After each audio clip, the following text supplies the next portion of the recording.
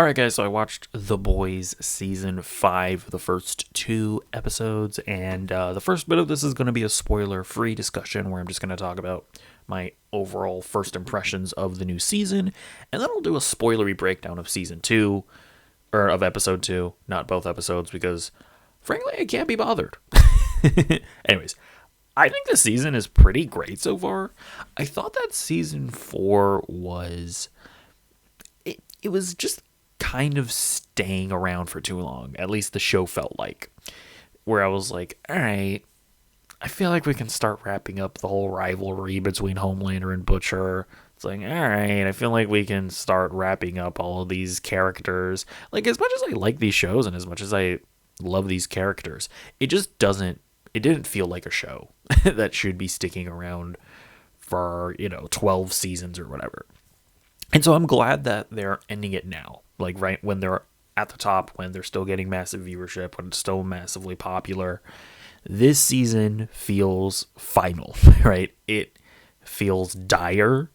It feels like the darkest season yet, in the sense of, like, you actually feel like characters can die. Like, there's really nobody, it feels like, that... Well, you would assume that Homelander's not going to die until, like, the final 2 episodes. But, like, anybody else, really? Yeah, like, and probably Butcher, too. But, like, anybody else, it's like, yeah, everybody else feels expendable at this point. Which is a good feeling to have. And, yeah, like, I like everything that they're doing with Homelander. Like, where he truly feels, like, at his wit's end. Where it's, like, he feels like he could do anything. Butcher is, like, in his final moments, it feels like. I like what they're doing with Huey and Starlight at this point. Their relationship had become stagnant, but I actually like some of the stuff that they do here. Kimiko and Frenchie, I think are really fun. Although they do something with Kimiko this season that I'll get into it in the spoiler section. But I'm like, I don't know about that. Mother's Milk, I think, is a character who's just kind of there. So far, I'm not that into his story. I hope they do something with the Deep this season. Because I feel like after, like, season 1, when he, when he sexual... Did he say... I guess he raped Starlight.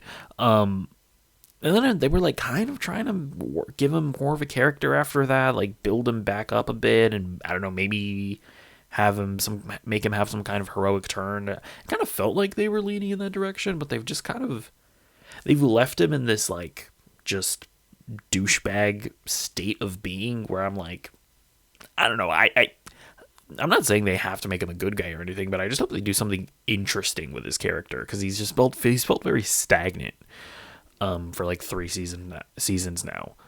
But yeah, man, like, it's just after season 4 where I was kind of, where I felt like, all right, let's start wrapping up some of these storylines. Season 5 is like, yeah, we're wrapping up all these storylines, and it feels like the show is going somewhere. So definitely check out season 5. If you haven't caught up with season 4 yet, at least as after 2 episodes, I think it's worth going through the show, because it feels like they're going somewhere interesting. So, yeah, let's get into episode 2 for a spoilery discussion. So, we start off with A-Train's funeral. And I guess I should also talk about now how impactful and how great his death was, because it really is a full character arc, and it's all come full circle, where we were first introduced to A-Train running through Huey's girlfriend, and he has now died because he decided to exercise caution and not run through that girl, and it caused him to trip over, and it caused Homelander to catch him. And yeah, like, what they've done with A-Train's chick character is actually really great. The whole thing of them developing a soup virus is also just a really cool thing that they're introducing, because it adds to that sense of finality. It adds to the stakes of, like, yeah, man, like, our characters at this point at least Butcher and Starlight kind of, they're done with this shit. Like they are ready to go with the nuclear option. And so it's like, yeah, like at any point this season, Homelander can kill any of our characters. At any point this season, like a virus can just spread across Earth. Although, of course, we see at the end there that the virus might not actually kill Soups. So we'll see next episode what the stakes truly are. But the introduction of the virus gave me that sense of like, oh shit, like we're here, we're at the final season. I was mentioning how I actually liked what they were doing with Huey and Starlight, and it is mostly just because, man, their relationship have been, I don't know, it's felt very boring in the past few seasons. I want to say it was last season where like Huey literally got like raped by, I mean, he technically gave consent, but whatever, you know what I mean. And then like, am I misremembering this? Is there not like a scene where Starlight starts like chastising him or something, being like, I'm trying to remember exactly what it was, but it was just like the most insane, just like, what the fuck were you thinking in the writer's room moment? And there was even like a couple seasons ago where like Huey got powers momentarily, and he was like telling Starlight like, I wanna be there for you, I wanna help save you, and Starlight was like, I don't need you to save me, Huey, or something like that. Like, so you're trying to protect me or something, and it's just like, I understand that you want to have whatever your political commentary and your female independence commentary, but it just went so overboard to where it just turned Starlight into such an unlikable character, frankly. But I feel like now, finally, this season, we're like in a good place with them, where like Starlight is like so fucked up, and Huey is there to be like a rock for her, to be there for her, and she's not just like weirdly rejecting him. And it's like there's tension there because she's like she's got she's been fighting the rebellion or whatever this whole time, and so she's just very like jaded, and she's willing to take extreme measures, whereas Huey still has like hope and whatever. And so that tension there makes sense, but it's not this like weird whatever nonsense they were doing in the past few seasons. So I like where their relationship is at. Kimiko and Frenchie is also very interesting. So I was mentioning in the spoiler-free discussion where they introduce something with Kimiko that I'm a little bit mixed on, and it is her talking. Like, her talking is obviously just jarring, but it's also like, I feel like the writing for her is what's messing it up, to where they're just making her like curse a lot, and it's used for like gags and funny bits, and sometimes it is funny, right? Like I I think it's the scene where like where Butcher was like, "Oh, you could talk this whole time and you haven't said a peep," and she was like, "It's because you just say oi oi oi cunt cunt cunt." that was funny, but I feel like other times she just like says curse words to say curse words, and it's just like, all right.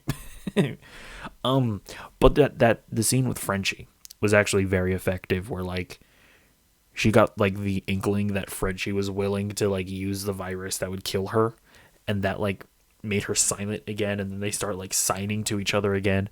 That was like a very effective use of giving her the ability to speak and then not speak. And I'll be interested to see where they like take the whole thing of Frenchie working with them to develop the virus, but also not being willing to kill Kimiko. Like, are we going to see Frenchie tamper with the plan to some extent, or tamper with the virus to not make it as lethal as the scientist guy and Butcher want it to be? It'll be very interesting to see how it all plays. I also really like this scene with Homelander, like, talking to himself over A-Train's casket, where it's like, again, Homelander's just such a great villain because, like, he feels sad that A-Train died, right? Like, he did not want to kill A-Train, but he's also just, like, incapable of seeing any wrong with what he himself is doing. Like, the dialogue and Anthony Starr's performance, where he's like, I gave you the opportunity. Like, or it was like when Popclaw betrayed you, I gave you the opportunity to make things right. And it's like he can't even like acknowledge that forcing him to kill his girlfriend was like a fucked up thing to do, and was one of the things that led A-Train to eventually betraying you. We also get more of Soldier Boy, who is just awesome. I love Jensen Ackles in this role. It's also just interesting to see how, again, Homelander does want companionship. He does want people around him who he feels genuinely loves him. But, like, he just can't get around that arrogance and that, like, just total ability for him to sacrifice anything about himself for other people. Like, he's just not able to be like a real human being, to where he is selfish in that he's sending Soldier Boy to go after the virus because he is scared of the virus, but he then gets sad when Soldier Boy ends up dying from the virus. So it's like he's just totally unable to reconcile those two things in his head. Ashley is also a really cool character this season. Like, not only, by the way, I have no memory of this. I can't remember if this was established in the past seasons or whatever. But she has that like face on the back of her head that is like talking to her. She's now telepathic.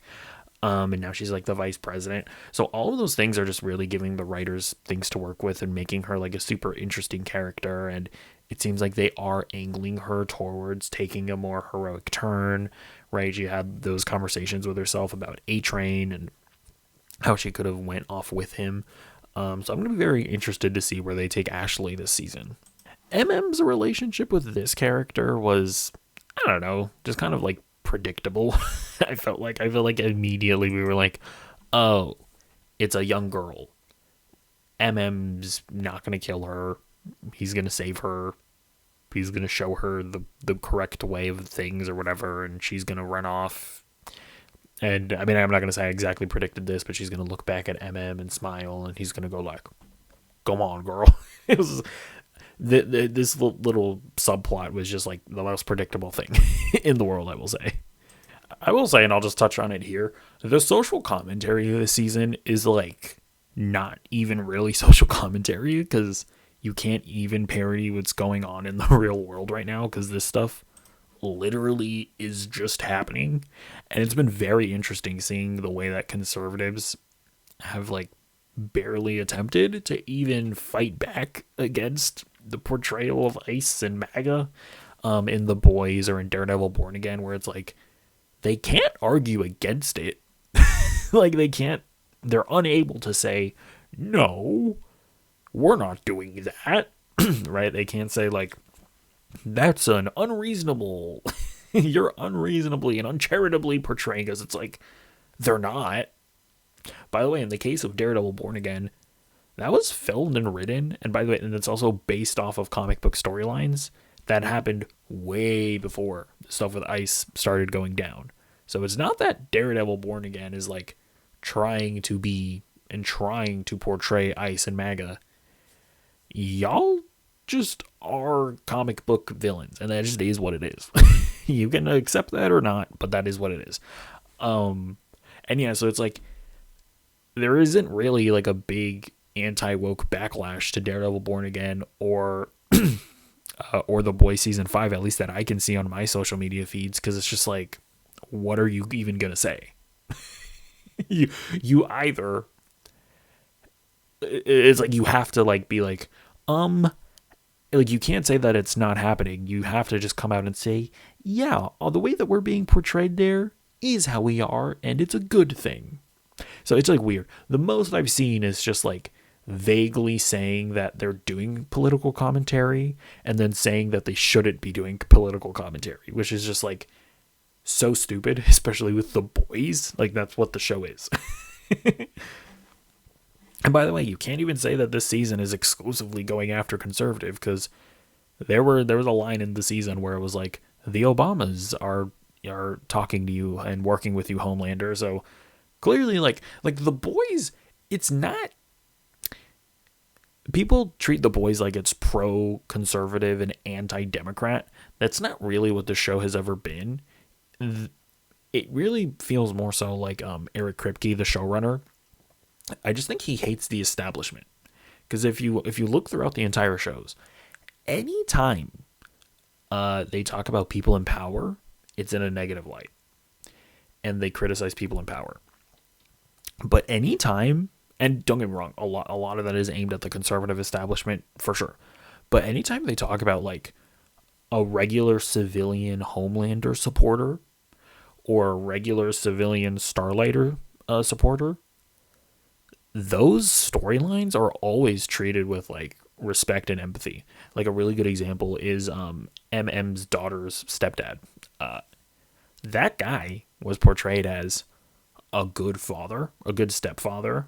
He clearly loved his wife, but he was just like drawn into supporting Homelander through like propaganda and, social media marketing.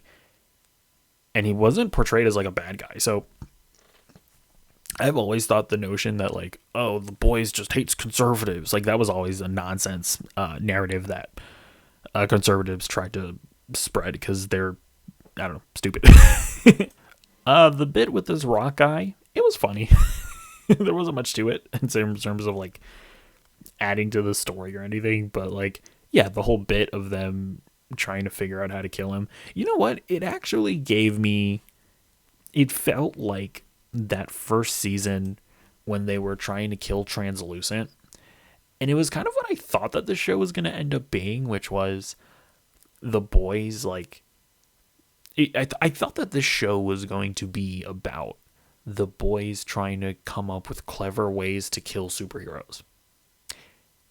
That's what I thought that the show was going to end up being. It didn't really end up being that, because I think they ended up like just wanting to keep all the heroes alive so that we could write like story arcs for them and stuff like that. But those like first couple episodes when they're trying to figure out like, how can we kill Translucent, I thought that was such a cool thing and neat concept. And seeing them trying to figure out how to kill this rock monster guy, that actually is, I think, why I enjoyed it so much. But also his whole like Stephen Hawking shit talking that he was doing was also very funny. But yeah, overall, I really enjoyed the first two episodes. I think it's a really good start to the final season. I just have a good feeling about it. I think that they're gonna end up, maybe not nailing the landing, but like, it seems like we're going to get a satisfying conclusion to the series, which is obviously a good thing. Who, like, we all hate it whenever we get like just like a nonsense ending to an incredible series. So yeah, I am excited to see where it goes. I'm excited to see where the virus goes, because it looks like it didn't kill at least Soldier Boy. I'll also be curious to see if it didn't kill the other guys. But yeah, let me know what you think in the comments down below, and I'll see you in the next video. Goodbye.